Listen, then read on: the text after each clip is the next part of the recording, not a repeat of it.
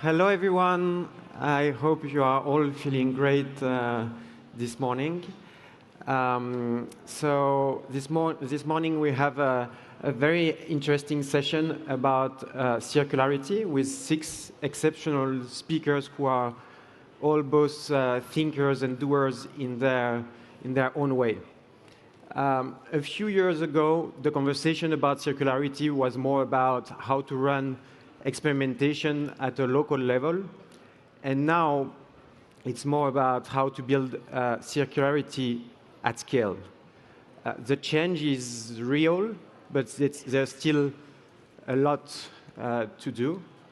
And that's what we're going to talk about today. Before we hear how local governments, nonprofits, and companies are leading the change, our first speaker will share an overview of the state of circularity today. Her name is Ivonne Bojoh, and she joined a think tank based in Amsterdam called Circular Economy. And before joining this think tank, she worked for 20 years in startups and scale-ups, both in Asia and Europe. And she decided 4 years ago to dedicate her time to transition and to environmental issues. And she fell in love with the circular economy. So circular economy is a very interesting think tank, a leading think tank that provides data analysis, educations, and tools for both the private and the public sector. So she has a really interesting global overview of where we are, what is the state of the circular economy today. So her big goal is actually to transform 100 countries around the world, 1,000 cities, and 10,000 companies. Please welcome Ivonne on stage.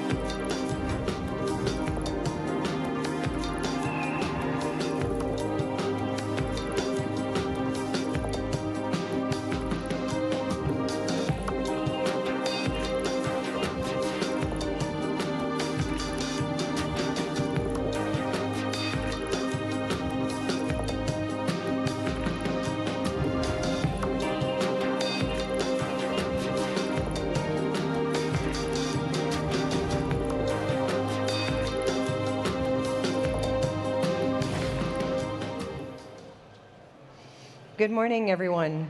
Where else than Paris to talk about the Paris climate goals?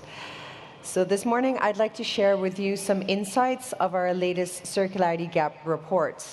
We launch the report every January, and this year we launched our 7th edition. And what you saw in the video is that we are at 8.6% circularity. This was from a couple of years ago. And the reason why I'm showing you a video of a couple of years ago is because we're actually trending in the wrong direction. So even though the conversation around circularity has tripled, there are more policies around circularity, there are more financial products that can finance this, we're still not moving in the right direction. As of today, the circularity is actually at 7.2%. And with this, it's not because we're not trying, but it's very much around the fact that we are looking towards more material use on a yearly basis. So 3 times as much chatter and still 7.2% circularity. As of that same period, in 5-6 years, we've consumed 500 billion tons of material. Now, I don't know how many of you can actually imagine how much that is, but just to put it into perspective, in 6 years, we all have consumed as much material as 100 years prior. So in 6 years, we've consumed as much as the entire 20th century, almost, give or take. We can't be exact. But just put that into perspective. That's the rate in which we're consuming raw materials, virgin materials, and extracting that from Earth. Now, generally, when you look at material extraction, you'll also see that the human index of well-being increases at the same time. And we've come at a crucial point where actually extracting and consuming is not increasing our wellness. In the richer nations around the world, it's actually contradictory. We're consuming so much that it is not increasing our well-being. So now circularity comes at a point where it's even more needed than ever to really take materials that we already have in use and expand its lifetime and use it for longer, repurpose it, which is not just recycling, it's so much more. So one of the things that we also need to look at in that perspective is how that maps to different countries around the world. And before I deep dive into that, there are 3 things that we've highlighted that are important to change our linear economy into a circular economy. One is to create a level playing field for policies, to ensure that policies are in place that actually enable this transition. This is where the policymakers have a huge challenge to defining what that is. An example, of course, is single-use plastics, but also the right to repair in Europe that has just recently passed. Another thing that is really relevant for us is to build circular expertise and skills. So if you look at the transition, there are different jobs that are needed, there's different skills that are needed, and ensuring that we can all transition to this, we need to look at not just our educational system, but also vocational training, making sure that people who are in our workforce today are enabled to operate the circular economy, and identifying the skills that are needed when these jobs emerge from different business models, from different products. When we look at those 2, there's a 3rd thing that is really important, of course, which is to get the economics right. And what we mean by that is we need to look at our financial system and look at the financial products that are available and how they're made available. Which metrics are used to be able to assess if an investment is the right investment, what its cost is, and not just looking at the way that we've always looked at portfolios, but really also taking into account externalities. What does it cost to do this project, not just from a financial perspective, but from a resourcing perspective, from a socially just transition perspective? What does this do to the society? And then what does it do to our natural environment, to our environment, our biodiversity, and the impact of all of that needs to be taken into account. Now, are those metrics even there? That's one of the questions that we're asking financial institutions today. Do you have the right indicators to be able to assess circular projects and whether or not they're investable? In addition to that, we have also developed different groupings of companies. So we look at build countries, and shift countries, and also grow countries. And they all have different societal needs. Obviously, the growing economies will use more materials than shift nations. But shift nations, like the richer countries, have their infrastructure in place, and they might have to do a lot of maintenance and looking at how to do that rather than demolishing buildings, but really changing materials used or keeping materials in use longer. So when we map out all of these solutions, we look at the different societal needs and what different countries can do, because the solution is not a one-size-fits-all. We need to look at what that nation, what that economy needs. And looking at the 16 solutions that we've developed before, we looked at 12 that are most relevant to really reverse the overshoot of planetary boundaries. As you know, we're already overshooting many of them. They can be reversed when we actually embrace and implement circular strategies. What we also looked at in that perspective is how can we then map all of these solutions to these different nations and allow them to implement them on a case-by-case basis. And one of the examples that we've also looked at in Europe is the right to repair. And this is enabling different jobs, different skills, but also different companies can have innovation space for this. And innovation generally comes from startups, and there's really wonderful startups here at ChangeNOW. And for them to have access to finance, we also have to, again, help them be able to assess their investment needs. Another good example in the societal aspect is the food systems. So there are different food systems, there's different innovations in food systems today that enable us to transition to a circular future. When we look at food systems, of course, our nutritional needs is one of the most impacting industries in the world. When we look at the biodiversity loss indicators, what we need for all of our cattle, if we look at the food system in itself, there's huge leaps we can make with protein replacements, and there are great innovations around the world. In our Knowledge Hub, we have over 4,000 cases of champions that are actually innovating every single day and have wonderful circular implementations, and sharing those with startups, but also with larger corporations, help them innovate as well. With this also comes the built environment. And the built environment, as I mentioned earlier, is something that the shift nations, which is the richer nations, the richer economies, need to look at. The buildings that we have are quite old, but they also need to be repaired, and they might need to replace. Instead of demolishing them and causing even more loss of material, how can we repurpose that? If we look at the final 4 things that are relevant for us to really transition and transition fast enough, we're looking at shifting the goalpost, we're looking at getting the economics right, but we're also looking at working together and forging a global just transition. And that's also the most relevant point for the panelists today. The policymakers, the industry leaders, and the financial institutions need to work together. When they work in silos, they might develop things for policymakers, for example. They might develop policies that are not going to help the industry's transition. When financial institutions don't talk to the businesses out there and talk about their needs, their financing needs, and how they would actually model their businesses, then things will not happen fast enough. When these 3 groups, these 3 stakeholders really come together, like they have in different countries, you actually see that the needle shifts a lot quicker. The full report is obviously available for everyone. It's on our website. You can access it. This is something that is commissioned on a yearly basis, and we launch it in January. We will again launch it next year, but instead of launching it every year with a metric, we also try to focus on the what and how, not just the why. I think everyone here knows the why, but it's more about what do we need to do. We are often asked, understand that circularity is a solution. We understand that it's needed, but what do I do? And we're trying to also give those answers as much as we can. A couple of things that I wanted to highlight is what happens to a circularity gap report on a national level.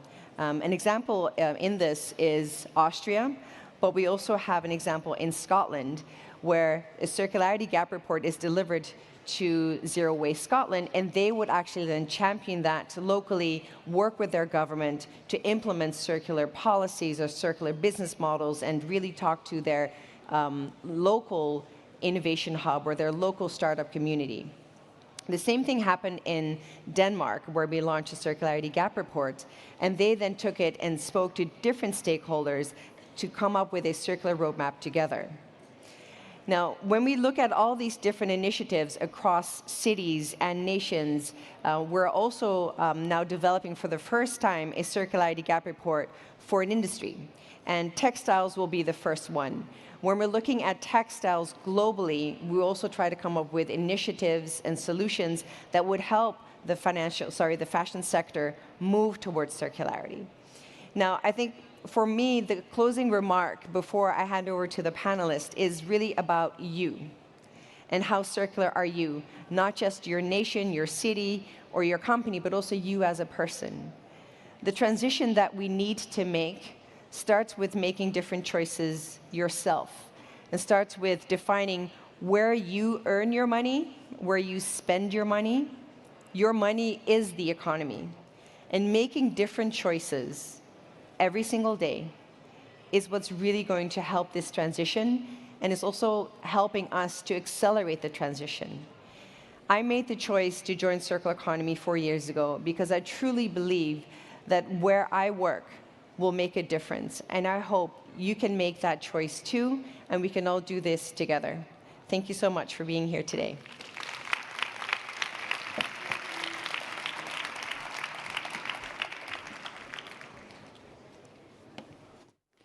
Thank you, Ivonne. It was a perfect introduction for our next panel that is going to talk about how to foster collaboration between nonprofits, large companies, and local officials. We have 2 scale-ups and 1 nonprofit. So please welcome my 3 panelists on stage. Sophia Yang is the founder and executive director of Threading Change, an international nonprofit supporting the transition toward a more circular fashion. Anne Lemp is the co-founder and CEO of Traceless, a scale-up based in Germany and now expanding all around Germany, that has created a new generation of biocircular materials to replace plastics. And Jeff Dawley is a CFO of Cyclic Materials, the first circular supply chain for rare earth materials, starting in Canada, but already expanding into Europe. Please welcome my panelists on stage.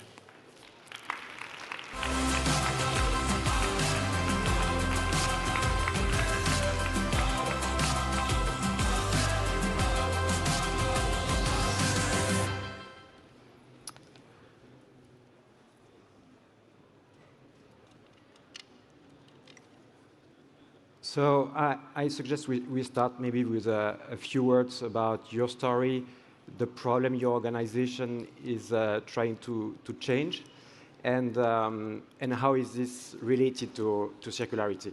Maybe we start with you. Hi, everyone. Everyone hear me okay? So my name is Sophia Yang. My Chinese name is Yang Ya-Cheng, and I come from Vancouver, Canada, born in China originally. I'm the founder and executive director of Threading Change. We are a youth-led ethical fashion and circular economy not-for-profit organization that strongly is trying to advance our mission of the 6 Fs, which is a feminist, fossil fuel-free fashion future. Through our tri-impact model of education awareness, through impact programs for industry and brands, all the way to youth policy interventions and research in the textile sector, and especially digital storytelling to raise the profile of some of the most ethical brands around the world. And to date, we've convened over 2,000 youth around the world in our hub strategy of diverting textile waste from landfills through our creative clothing swap programs, and also helping train the next and current generation of fashion leaders through such interventions. For us, it's really about bringing everyone together and looking at the intersectionality aspect of fashion. So really raising the climate, racial, gender, and labor justice in the industry. Hi, everyone. My name is Anne, and I'm the CEO and co-founder of Traceless, and our mission is to provide a solution for the global plastic pollution. And I started my career 15 years ago as a process engineer, and I realized that the core problem we have here is that we produce everything by take, make, waste. And I got really depressed, and I started to realizing that there are other solutions, especially the cradle-to-cradle principle really catched me. And I spent the past 15 years in developing solutions for products that can really circulate in closed-loop cycles. And this is how I also invented Traceless, a biomaterial that is based on natural polymers using agricultural side products as a raw material. And we produce in our startup a granulate that substitute plastics, can substitute plastics in applications that easily end up in the environment, because this material is not a plastic, it's just a natural polymer that if it ends up in nature, it doesn't harm and leave no trace. We are 50 people, 3.5 years old. We just closed our Series A and are building plans quite fast, because our mission is really to have the biggest impact possible on the plastic pollution. And this is why next year we're going to enter the market with our traceless materials, plastic alternatives, to bring them into as many products as possible to substitute plastics. My name is Jeff Dawley, and I'm with Cyclic Materials. We are also based in Canada. Founded by a metallurgist who recognized the need for greater circularity in the rare earth industry. You're asking, what are rare earths? Why do I need to care about rare earths? We all agree that reducing our carbon footprint requires the electrification of transportation and scale up of renewable energy. In today's world, the most powerful, efficient motors that we have use permanent magnets. Wind turbines use permanent magnets. You'll find them in your cell phones, in power tools, in MRIs. Permanent magnets today are facing a growing demand that already exceeds supply. And you would think with those tailwinds that there would be a significant recycling effort already in place. Unfortunately, magnets really like steel. Permanent magnets really, really like steel. And in the recycling business, we do what's convenient and what is least cost. And that means we reduce less than 1%, or we recycle less than 1% of the rare earth elements that are processed today. Speaking of the circularity gap. We are addressing that issue at Cyclic Materials. Our processes take end-of-life products that contain permanent magnets, copper, steel, aluminum. We break those materials down and are able to return a material that can be integrated with no difference between it and virgin material out of the earth to be re-entered into the supply chain. So maybe a first question for Anne and Jeff. Cyclic Materials and Traceless are two examples of companies that have raised a significant amount of money, that are already scale-ups. Cyclic Materials is already expanding into Europe. What are the new challenges you're facing now? Well, first of all, raising the money for hardware is not easy. I mean, there are a lot of impact investors, but hardware is quite new. But we cannot, I always say, we cannot solve the world with software. We need to build plans for new materials and new products. So that was really hard, but now we raised that money. We are quite happy about that. And new challenges is now, of course, to build these plans and to scale further. And actually, the biggest challenge we face is that we have an innovative material that doesn't exist so far, and the political landscape, the customers and so on, they're used to fossil-based plastics. And actually changing this mindset, changing the narrative, changing from fossil-based products to now these innovative biomaterials is the biggest challenge, especially in politics. Because regulations are not made for these novel biomaterials, and the lobby of the fossil industry is so strong that it's really, really hard to get through. How many people work in public affairs or lobbying at Traceless? 1.5. Okay. Interesting. We hear the similar themes, whether we're in North America, in Asia, here in Europe, around the challenges for scale-ups. And that's really the category that we fit in now. We are not just startups in this space, we are scaling up. And scale-up capital is so difficult to access. When we look at our business models and our challenges coming through a Series A, prove your technology. Now as we come to a Series B round, we've proven the tech, and now we just need the fuel to grow our businesses. We also need human capital, and that's one of the things that we like to talk about as a very difficult challenge for technical innovators and founders. Finding a corporate group that has your same ethos, that maintains that same culture of innovation and entrepreneurship, that is driving to the same climate goals and other social responsibility goals that you have, while growing a business, potentially moving to a new continent. We face similar challenges, whether we're going from Europe to North America to Asia. Finding those like-minded people takes events like this. So we stretch ourselves to make sure that we're connecting with other like-minded individuals, so that when we go to a new market, we've got that support. Between financial capital and human capital, I think that's the stuff that keeps us up at night. Sophia, with Threading Change, you might be facing different kinds of challenges. Your nonprofit started in Canada, but it's now it has an international. You're already running events all around the world. What is the acceptation or how is circular fashion understood in all countries around the world? Yeah, absolutely, that's a great question. For us in our work, as we know, fashion is an incredibly globalized industry. And the way I like to say it is, in many ways, fashion is technically circular, but in all the wrong ways. Most of the materials and also the clothing is produced in places such as in the global south, like India, Bangladesh especially, China. and then it's taken for consumption, a lot of it which is in Europe and North America. And then later on, it gets disposed of in countries such as Ghana, where waste colonialism is a huge problem.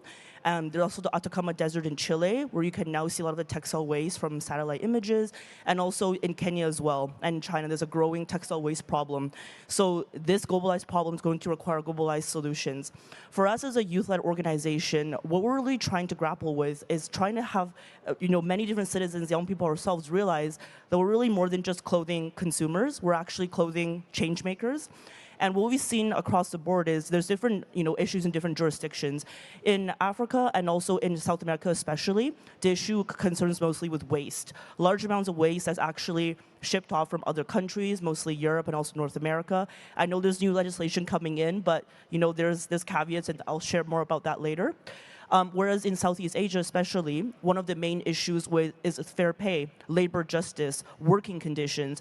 And we saw with the Rana Plaza collapse in 2013 that killed over 1,000 people in Bangladesh, the largest disaster in fashion history of human catastrophe. Is imperative we don't let that repeat again. However, at the same time, in many circumstances, there's also folks across the board speaking different languages when there's still so much clothing consumed in the global north. So for us, it's really about raising the profiles of young people to create change in this process, and understanding that we cannot merely place one blanket solution of one policy that works in one jurisdiction, place it in another region, and expect it to work the same. We need to be accounting for everyone, include everyone on board, leave no one behind. Just like we talk about just transition for renewable energy, we need that for fashion as well. So to foster circularity usually requires rethinking entire value chains. So it also requires the ability to work with different kinds of stakeholders, including policymakers. What are the skills that are required in all your companies, and what is your experience of trying to foster this kind of collaboration with different kinds of stakeholders? Yeah, it really starts with a new mindset. Because, as I just said before, we were producing products before by take, make, waste. So there were, in our case, in the plastics industry, the chemical industry, producing plastics, someone using it, mixing it together with other plastics, and then we have a product, and after that it's waste. So the recyclers can look at it and maybe use it as a park bench, or burn it, or dispose it. There's twice as the mass of living animals and humans in the environment in plastic waste, and it's every 2 minutes 2 truckloads of plastics are added up to it. So we are far, far, far away, and to change that, to close the loop, we need to start in the product design. So when we design a product, we need to think already about, okay, how are these materials can really be come back, and how can the loop be closed? So the value chain, the total different value chain, because you need to include in the product design already the recyclers. Maybe it's your own company who gets back the waste. So, and this is a new mindset that is super difficult to establish if there is, and I'm coming back to the fossil industry, because this is our biggest problem. The fossil industry has plans to triple their plastic production until 2060, bringing always new virgin fossil plastics into the cycle.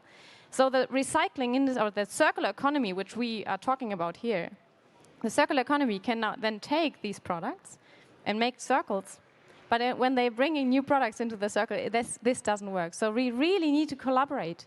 We really need to close these loops together and collaborate so that the product designers, the converters, the users, the brand owners, and then the sorters and recyclers, they collaborate together to really build a circular economy, to make these business models of bringing new chemicals, new plastics into the cycle obsolete.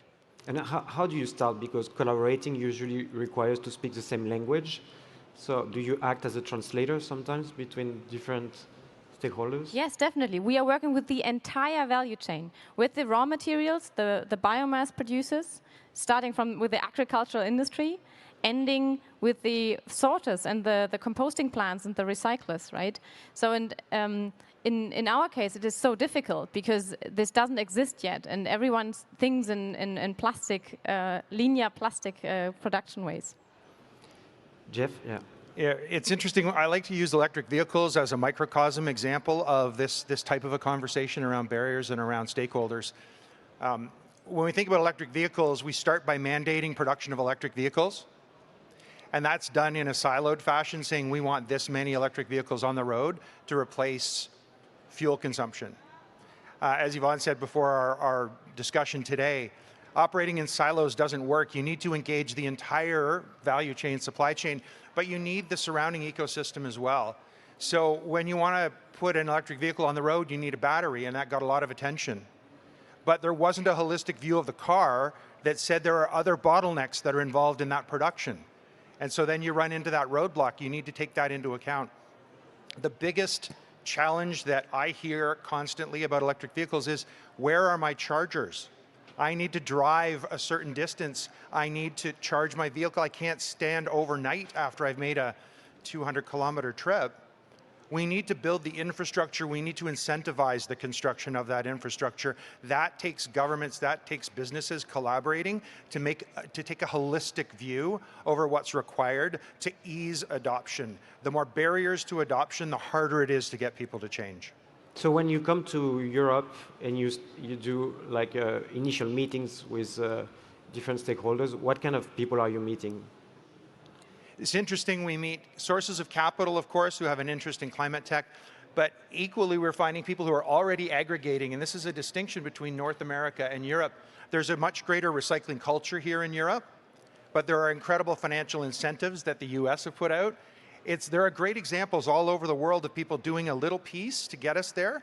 It'd be nice to see everybody adopting the best practices from around the world and sharing them to drive faster change. And so we meet with policymakers here in Europe. We're meeting with the government. We're meeting with everybody across our entire supply chain. Frankly, in our business, we're already engaged with every OEM that we can find on the planet. This is critical to them, critical to us. It's not just a circularity play, it's addressing a need in the marketplace for a supply that drives a lower carbon footprint. Sophia, what is the role of design when it comes to fostering circular fashion, and how do you collaborate with different stakeholders? Absolutely. So I remember I attended a conference in Canada called Globe Forum, which Jeff was there this year. And I asked her, the sustainability director, one of the leading brands, and I asked her, what do you think is the biggest issue facing fashion today? And she said, designers being taught to design for profit and not for circularity. When we look at fashion, it's one of the most profitable industries in the world, with 2 of the billionaires, in the world being from fashion. And I think from a design perspective, it's important that we recognize that we have to change the way the curriculum is working. Whether it's teaching designers on what are the best materials to be utilized, how to actually truly recycle fashion, because that's still a conundrum in many ways, and also really looking at how we can support the ecosystem, whether it's entrepreneurs of different materials and of innovations. News that shook the fashion industry in the last month is how Renewcell went bankrupt. They're a Swedish pulp mill that was making the first commercially viable scale mill of turning, denim waste and different types of textile waste into new textiles. I had the privilege of working with many members of their team and also folks that produce man-made cellulosic fibers in China. These are innovators that were already scaling up, putting out product, and ready to have brands buy them, but the brands did not want to purchase them, whether it's a price premium or the consumers didn't want it. So I think when we have conversations about collaboration and stakeholders, we can't forget about the consumer. We have such a huge role to play. We are more than just consumers. We are change makers. We can demand better materials. We can demand more transparency. It can be something as simple as asking the sales associate, where does this clothing come from? Where is this going? It can be really taking the time to read your labels and understanding what is actually true recyclability. Greenwashing is a huge problem in fashion, and we all have a role to play in advocating for better design, making better decisions, and also advocating to policymakers and lawmakers on the better future we want to imagine for textiles. Let's talk about Europe. Jeff, if I sum up what you said before, I think you said something like the regulation is in Europe, money is in the US. How do you see Europe in the global competition? And do you think Europe is more at the forefront of circularity, or how do you see our continent? Yeah, it's interesting. So without pitting nations against each other in a competition, I find that the European affinity for recycling is a little stronger than it is in North America.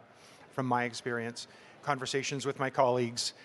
Certainly there is, from a regulatory point of view, a much stronger culture of adopting change and making it policy. In Canada, we have a similar financial ecosystem. I'm the CFO at Cyclic, which means finances are near and dear to my heart. Financing fantastic initiatives is near and dear. And so we look at the availability of capital. Startup capital is available in Canada. Large-scale capital is available in Canada. I hear the same stories from businesses in France, from businesses in Germany. Everybody has capital for a great idea that sounds fun to get started. Nobody has the 10, 20, $30 million it takes to get a demonstration plant up and running, to scale up my business across 2 or 3 different plants, to actually get up to the scale where I can get a bank to finance me. That gap is tremendous. We turn to the US for our capital. The US has capital available in climate tech. They are absolutely focused on making this world a better place, and accessing that capital is critical. Understanding as our jurisdictions develop that we can work together to provide that financing. When I look at the strengths around the world, every continent and every country has its own strength as it approaches change, as it approaches circularity. I'd encourage every stakeholder in a government capacity to look at other jurisdictions, copy what works, copy the positive aspects of what is being enacted, and integrate that with what you're doing already. And do you have the same perspective with traceless? Yes, absolutely. So, I mean, we are in the same stage. You want to come to the EU. We are thinking about going to the US with our next plant. And actually, this is exactly the struggle, right? Because in the EU, there is the clear market because of the regulation, right? With the Green Deal in the EU, with now packaging and packaging waste, regulation, especially for plastics, is something huge for the circular economy, although also chemical lobbyists were influencing that as well, a side story. But so the market is really here, right? And it needs the market. It needs the consumer as well, as you said. This is clearly true. We all need to be aware of circular solutions, of truly sustainable products, and choose the right products. But in the end, it is also a question of price, because it's also a social question. If you can afford the more sustainable product, which is more expensive, right?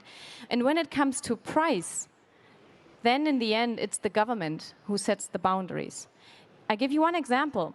In the EU, there is the Single-Use Plastic Directive, which bans a lot of plastic items.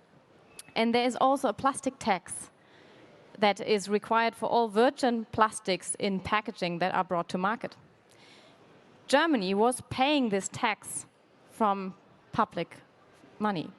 No single chemical industry was paying this tax. So this is why plastics, fossil-based plastics, are still so cheap also in Germany. I mean, of course, they need to be competitive, but we, as a biomaterial producer, we cannot compete 100% with this price, right? So this is why regulation is super, super important for bringing or for making these alternatives competitive.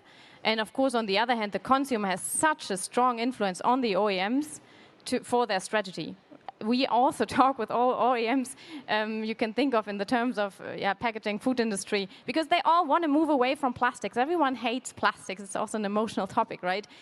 But in the end, the decision of the purchasing department is also based on price. So this is why it needs the regulation for the framework, for the level playing field, but also the consumer for the demand. When it comes to the investors, and this is actually also something we see in Europe, especially in Germany, and I talk about Germany now, we are quite risk averse, and I think this is really harming us at the moment. And this is why we're also looking to the US, because the potential is much higher there to get funding. But yeah, we'll see where we end up. So as a conclusion, maybe let's try to answer what is the missing piece. You mentioned regulation, you mentioned consumers.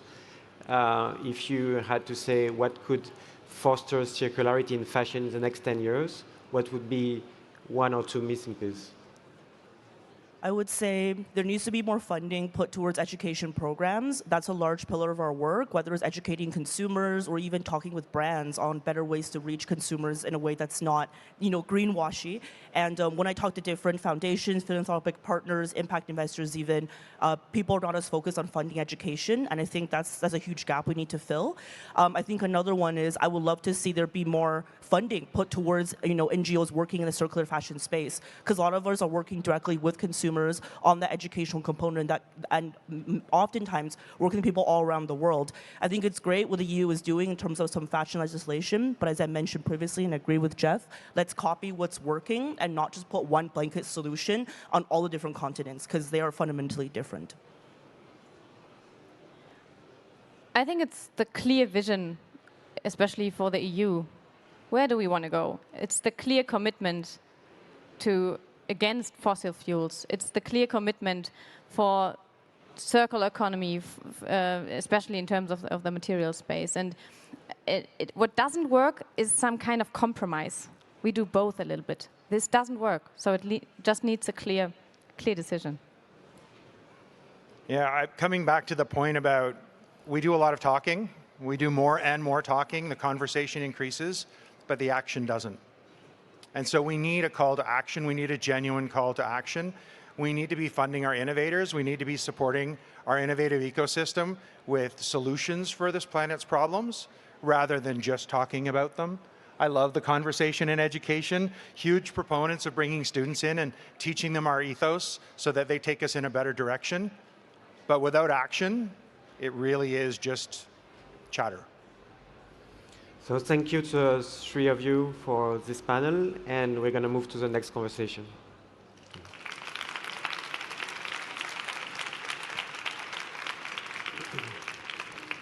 So our next two panelists are going to talk about a very specific case of collaboration in the city of Brussels. Barbara is Brussels Secretary of State for the Economic Transition and Scientific Research. And Michaël is a project manager at Rotor, a cooperative design practice that investigates the organization of the material environment. Together, they have experimented with Rotor Deconstruction, a cooperative based in Brussels that organizes the reuse of construction materials specifically. So please welcome both of them on stage.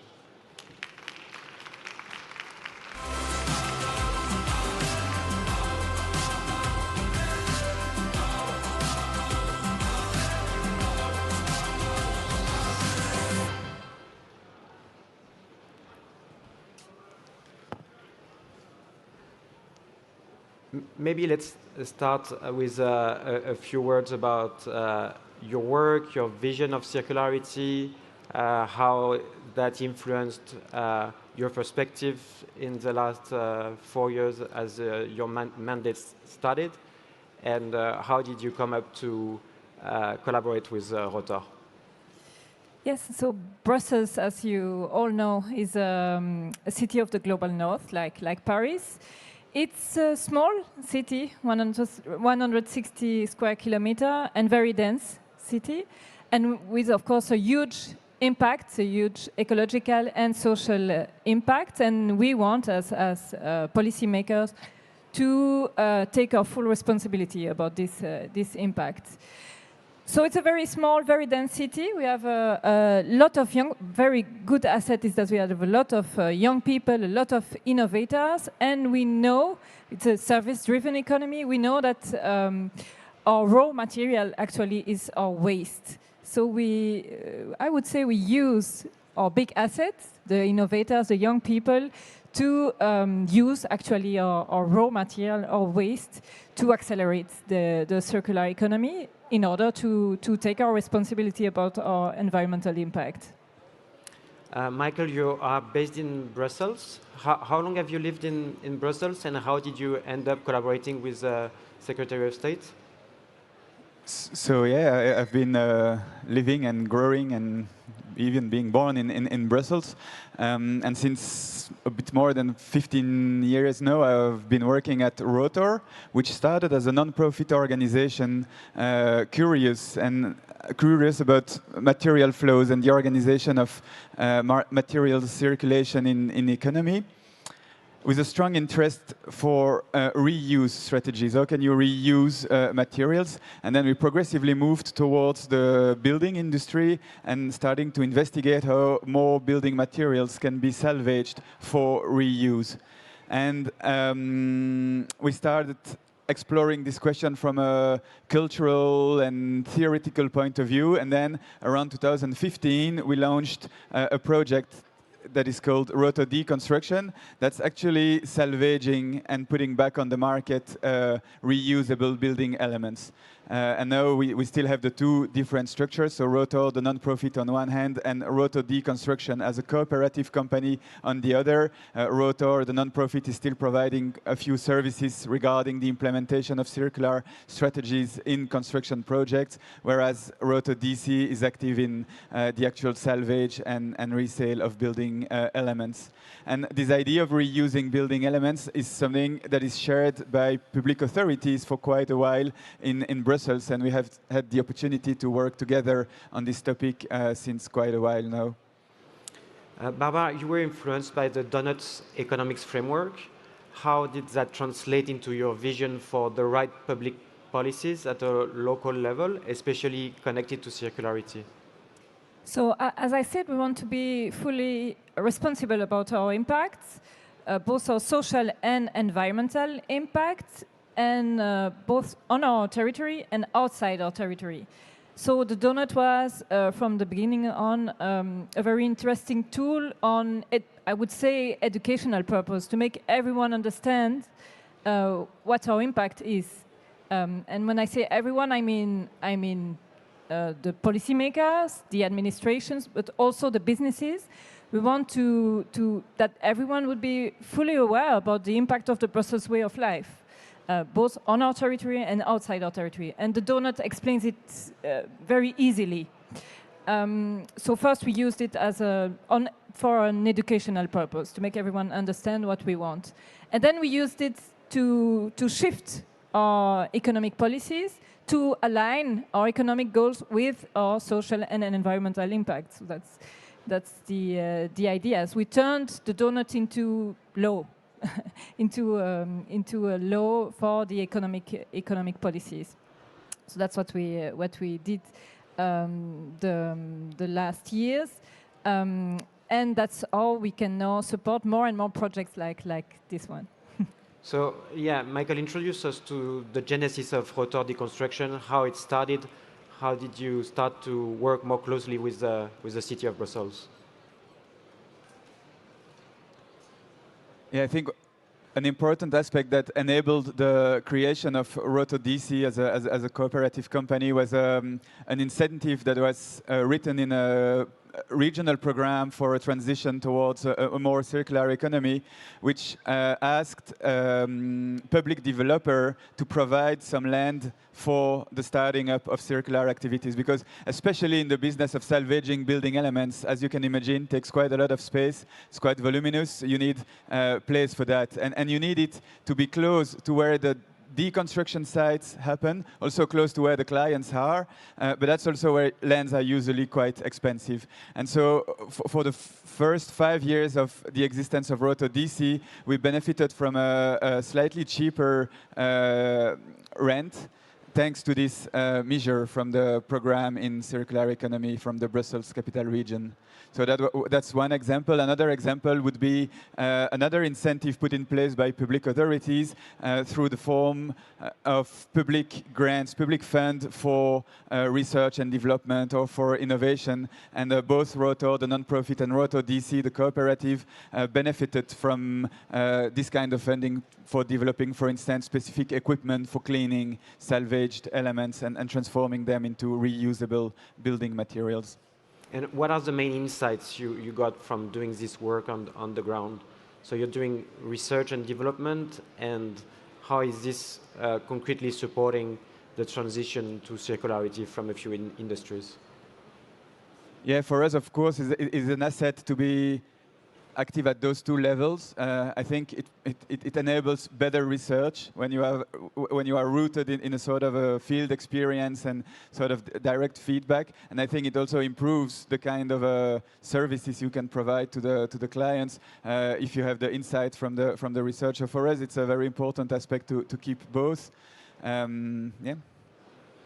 And so, what did you learn, both of you, during this experiment? You started 4 years ago with like this vision. Now you've run a lot of experiments. What worked? What didn't work? What did you learn? We learned that there is a lot of innovation possible. That actually was also the IPCC says. There is, and you see it also. There is a lot of solutions. We don't have to be. We don't have to be afraid. Of course, there are a lot of challenges, and of course, we have to reduce our impact. But there are a lot of solutions, and with incentives, you can really accelerate it. So it's really nice to see, but of course, it's not enough, and it has to go faster. And it really has to go faster because 2030 is really close. And at a local level, we can use incentive, we can use some kinds of regulation, but it's not enough. We need supranational regulation. So yeah, what is missing to transform those local experimentations to large scale? Yeah, and to make them also stronger, because they really have to fight against a global system, which is still an extractive and linear one, and it is still easier, but maybe you can understand it better than I could do, easier to use new materials than recycled of pre-used material. So that's a big problem, and it's really complicated for business like his business to survive actually. So to really help them and to really accelerate this movement, we need supranational regulation to make actually a fair playing field for everyone and a better playing field for a business respecting both the environment and the people. Michaël, do you have plans to what you did in Brussels to do it in other cities? And would you benefit from the support of supranational governments? Yeah, we don't have immediate plan for moving away from Brussels. I think the kind of activity we do is very, very rooted in a specific context. You need to build a network of trusted contractors with whom you can collaborate. You need to increase the trust of your clients. I think it would be quite complicated to replicate that somewhere else. Someone else could do that, of course. It's a model that can be replicated, but not us for the moment, at least. But I totally agree with this idea of a sort of glass ceiling coming from supranational policymakers. What we've learned these last years experimenting with also accompanying a lot of building owner and clients in integrating reuse strategies in their project is one of the lessons learned is that you can do so much at the scale of a project. You can even do quite a lot at the scale of a region and enabling public policies that foster these kind of activities. But then you inevitably meet some sort of obstacles, bottlenecks that comes from higher levels. For instance, one idea that we often discuss about is in Belgium for the moment there is a VAT that is lower for second-hand goods such as clothes or second-hand bags, but not for building materials, not yet at least. And this is not something that has to be taken up at regional level. It's something from the federal level, and probably even at European level we would need to harmonize this sort of instruments. And this is only one example, of course. There are many others I could give. Barbara, maybe as a conclusion, is it your first time at ChangeNOW? No, it's my second time. Second time, okay. Maybe one last word of hope as a conclusion? Yeah, I think there is a lot of solutions, and there is, of course, a very important political moment in Europe, and I have to stress it. What's going to happen with the Green Deal? It's the big question of the European election. So it's in 2 months, and the question is, are we going to accelerate the transition, or are we going to take a break? And I think everyone wants the transition to accelerate here. But that's the question of the European election. And if we really want supranational regulation, we need a strong Europe and a Europe accelerating the transition. Thank you to both of you.